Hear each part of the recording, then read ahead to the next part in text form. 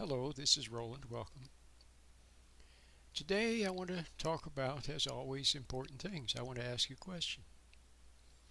Do you ever have the sense that you're not living your life properly, that you're not heading in the right direction, that you don't know your purpose, you don't know what your goals should be or which way you should go next?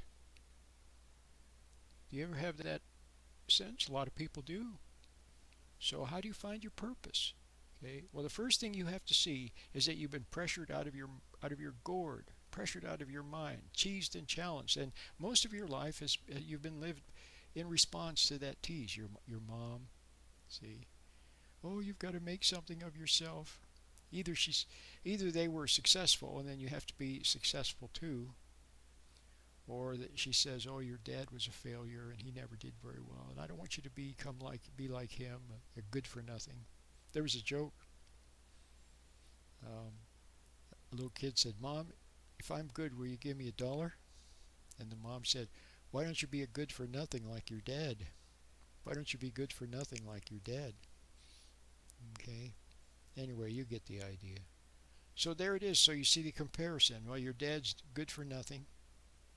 I mean, it's a joke, but you see that a lot in families. So you don't want to be a good for nothing. So you have to succeed. So then you feel the pressure. You can't be free to find your own way.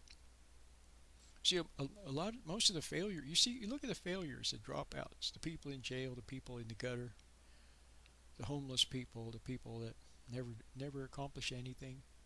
Of course, why? What happened to them?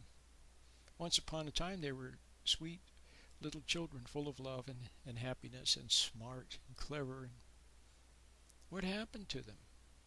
Somebody was cruel to them, and they were pressured and teased, see? And so they didn't make it. See, for every person that succeeds due to pressure, but then the person is not happy with what they get, there's 10 people that are failures because of pressure. And then the evil pressure mongers, the ones that pressure you, see, the ones that challenge you to achieve.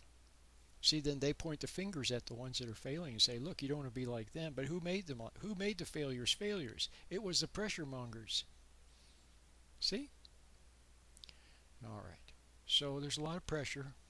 So what do? You have to learn to observe the pressure and not resent it. Don't resent it, okay? Don't resent your mom for pressuring you, your dad. Don't resent the teachers, the coaches, the other kids, the bullies, the teases, the media. They're just everywhere. The peer group, there's pressure everywhere. So just see the pressure, observe it, don't resent it. Then you'll be okay. Just don't resent it. Because if you resent it, that's a reaction to it. And when you react to it, it gets inside of you, and when it's inside of you, then you struggle with it, then eventually you give in to it. Okay? So don't resent it. That's your first line of defense.